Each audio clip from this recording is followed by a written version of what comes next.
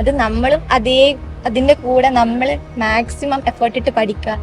അത് ചെയ്താൽ മതി, നമുക്ക് എന്തായാലും റിസൾട്ട് കിട്ടും, ഉറപ്പാണ്. ബ്രില്യന്റ് എവിടെ നോക്കിയാലും ബ്രില്യന്റ്. ആരോട് ചോദിച്ചാലും ഏറ്റവും ഫസ്റ്റ് ഓപ്ഷൻ പറയാ ബ്രില്യന്റ് അല്ലേ.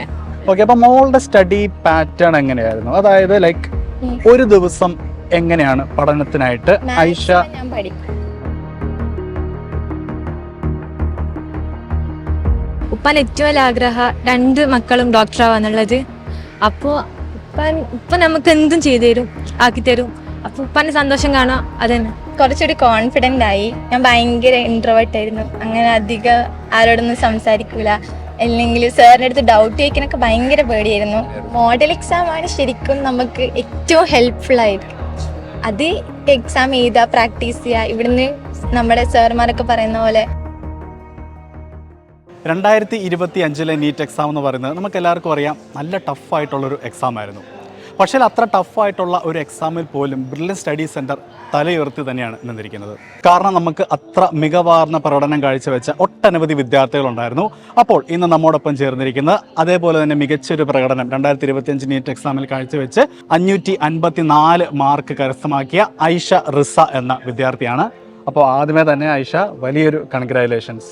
ഓക്കെ, അപ്പോൾ എന്ത് തോന്നി ഈ ഒരു മികച്ചൊരു വിജയം കൈവരിച്ചപ്പോൾ? ആ ഒരു റിസൾട്ടൊക്കെ അറിഞ്ഞ ഒരു നിമിഷമൊക്കെ എങ്ങനെയായിരുന്നു? ഭയങ്കര ഹാപ്പി ആയിരുന്നു സ്കോറൊക്കെ കണ്ടു കഴിഞ്ഞപ്പോൾ. ഓക്കെ, ഇപ്പം ഞാൻ നേരത്തെ പറഞ്ഞ പോലെ തന്നെ 2025 നീറ്റ് എന്ന് പറഞ്ഞാൽ ഭയങ്കര ടഫായിട്ടുള്ള എക്സാം ആയിരുന്നു. ഞാൻ എന്തായാലും നേരിട്ട് കണ്ടാണ് ഒരുപാട് വിദ്യാർത്ഥികൾ ഭയങ്കരമായിട്ട് കരഞ്ഞുകൊണ്ടൊക്കെയാണ് എക്സാം ഹാളിൽ നിന്നൊക്കെ ഇറങ്ങി വന്നത്. അപ്പോൾ ഐഷയുടെ എക്സ്പീരിയൻസ് എങ്ങനെയായിരുന്നു? ഞാനും അതേപോലെ തന്നെയായിരുന്നു, കരഞ്ഞോണ്ടായിരുന്നു എക്സാം ഹാളിൽ നിന്ന് വെളിയിൽ വന്നത്.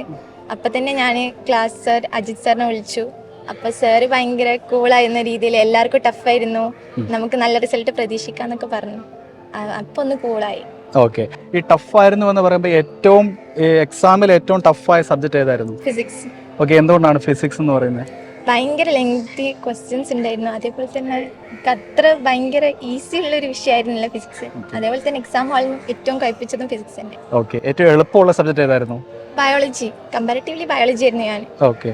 പൊതുവേ അങ്ങനെയാണോ എക്സാം പോയിന്റ് ഓഫ് വ്യൂ അല്ല, അല്ലെങ്കിൽ പൊതുവേ നോക്കുമ്പോൾ തന്നെ മോൾക്ക് ഏറ്റവും എളുപ്പം ബയോളജി? ഏറ്റവും പേപ്പർ അനുസരിച്ചിട്ട് ചില എക്സാം പേപ്പറിൽ ഫിസിക്സ് ആയിരിക്കും ടഫ്, ചിലപ്പോൾ ഫിസിക്സ് ഈസി ആയിട്ട് ഇടുന്നുണ്ട് ബ്രില്യന്റ്.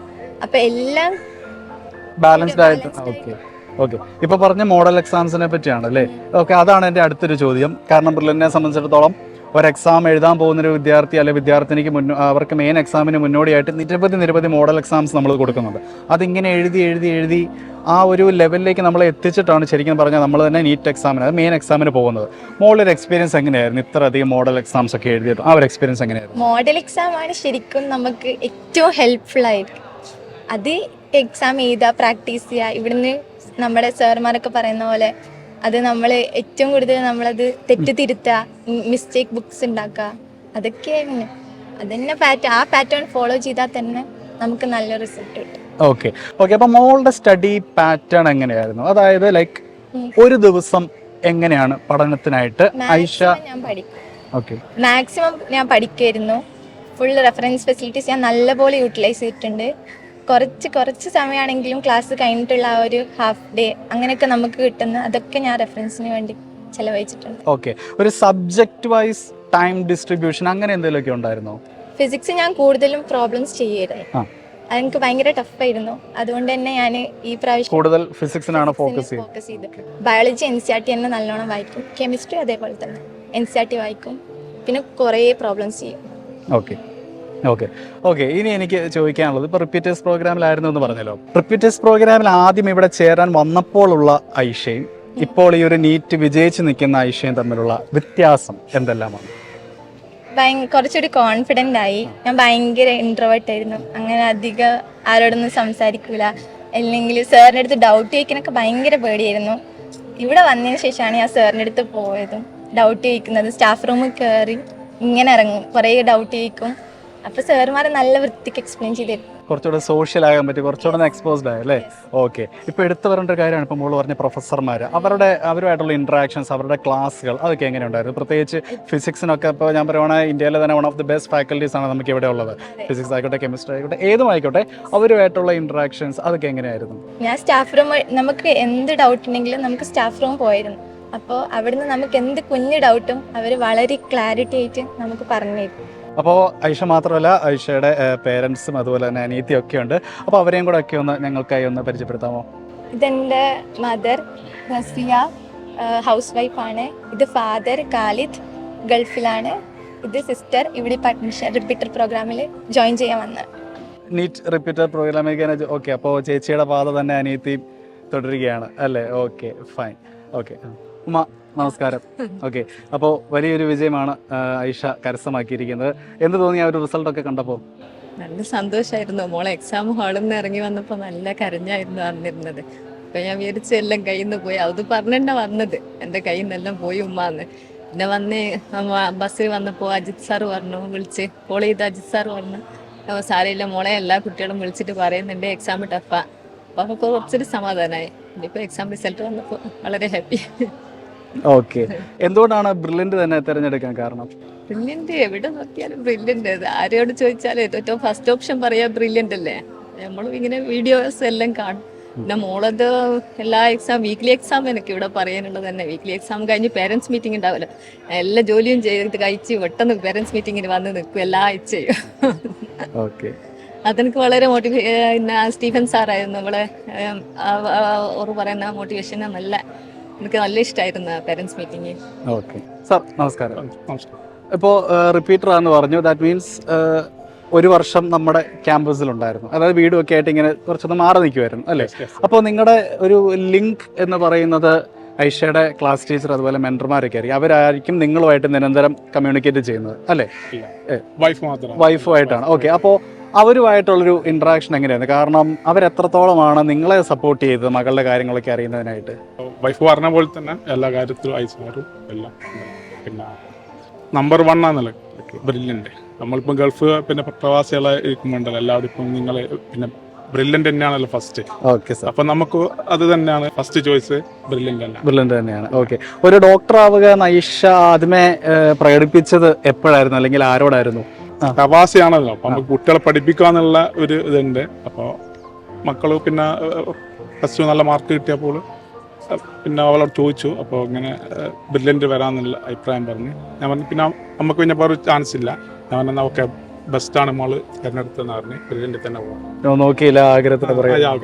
ഓക്കെ ഓക്കെ, അപ്പോൾ ഇളയ മോളും ഇവിടെ റിപ്പീറ്റേഴ്സ് ബാച്ചിലേക്ക് വന്നിരിക്കുകയാണ് അല്ലേ? ചേച്ചിയുടെ അതേ പാതയിൽ തന്നെ അനിയത്തിയും തുടരുകയാണ്. അപ്പോൾ എന്തുകൊണ്ടാണ് ആ ഒരു പാത്ത് തന്നെ തിരഞ്ഞെടുത്തത്? പാത്ത് തിരഞ്ഞെടുക്കാൻ കാരണം ഉപ്പാൻ ഏറ്റവും വലിയ ആഗ്രഹം 2 മക്കളും ഡോക്ടറാവാന്നുള്ളത്. അപ്പോൾ ഇപ്പം നമുക്ക് എന്തും ചെയ്തു തരും, ആക്കി തരും. അപ്പോൾ ഉപ്പാൻ്റെ സന്തോഷം കാണാം, അതന്നെ, അതും ഡോക്ടറാവാൻ തന്നെ വിചാരിച്ചു. ഓക്കെ, അതുകൊണ്ട് ഇവിടെ ബ്രില്യൻ്റ് എടുത്തു. എവിടെ നോക്കിയാലും ബ്രില്യൻ്റ് ആണല്ലോ എല്ലാം. കേരളത്തിലാണെങ്കിൽ ടോപ്പാണ്, അതുകൊണ്ട് ഇവിടെ തന്നെ വന്നു. ഓക്കെ, അപ്പോൾ വന്നിട്ട് നമ്മുടെ ക്യാമ്പസും കാര്യങ്ങളൊക്കെ കണ്ടോ? എങ്ങനെയുണ്ട്? ക്യാമ്പസ് നല്ലതാണ്. ഇവിടെ ആണെങ്കിൽ ലൈബ്രറി ഫെസിലിറ്റീസ് നല്ല യൂസ്ഫുൾ. ഇത്താത്ത പറഞ്ഞിട്ടുണ്ടായിരുന്നു, നമ്മൾ എത്ര ഹോസ്റ്റലിൽ ഇരുന്ന് പഠിക്കുന്നതാണെങ്കിലും റെഫറൻസ് വന്നിരിക്കുന്നത് വേറെ തന്നെ ഒരു ഫീൽ ആയിരിക്കും. നമുക്ക് ഫുൾ കോൺസെൻട്രേറ്റ് ചെയ്തിട്ട് പഠിക്കാൻ പറ്റും റെഫറൻസ് ഇരിക്കുമ്പോൾ. അതുകൊണ്ട് ഞാൻ ബ്രില്യൻ്റ് തന്നെ ചൂസ് ചെയ്തു. അപ്പോൾ ഐഷ, എനിക്കിനി ചോദിക്കാനുള്ളത് നമ്മുടെ പ്രേക്ഷകർക്ക്, അതായത് നമ്മുടെ പ്രേക്ഷകർ എന്ന് പറഞ്ഞാൽ ഇനിയും നീറ്റൊക്കെ എഴുതാൻ വേണ്ടി ഇരിക്കുന്ന വിദ്യാർത്ഥികൾ തന്നെയാണ് നമ്മുടെ പ്രേക്ഷകർ എന്ന് പറയുന്നത്. അപ്പോൾ അവർക്കായിട്ട് എന്ത് അഡ്വൈസ് ആണ് കൊടുക്കാനുള്ളത്? ഇവിടെ ഉള്ള എല്ലാ സാറുമാരും അതേപോലെ തന്നെ ഡയറക്ടേഴ്സും പറയുന്നത് അനുസരിക്കുക, അതേ പാറ്റേൺ ഫോളോ ചെയ്യുക. ഇത് കുറേ വർഷമായിട്ട് ഇവർ ഫോളോ ചെയ്യുന്ന പാറ്റേൺ ആണ്. അത് നമ്മളും അതിൻ്റെ കൂടെ നമ്മൾ മാക്സിമം എഫേർട്ട് ഇട്ട് പഠിക്കുക. അത് ചെയ്താൽ മതി, നമുക്ക് എന്തായാലും റിസൾട്ട് കിട്ടും, ഉറപ്പാണ്. ഓക്കെ, ഈ വിദ്യാർത്ഥികളോട് ഒരിക്കലും ചെയ്യരുത് എന്ന് പറയാനുള്ളൊരു ഉപദേശം എന്താണ്? എപ്പോഴും നല്ല കൺസിസ്റ്റൻ്റ് ആയിട്ട് വർക്ക് ചെയ്യുക, കൺസിസ്റ്റൻസി വിടാണ്ട് നിൽക്കുക.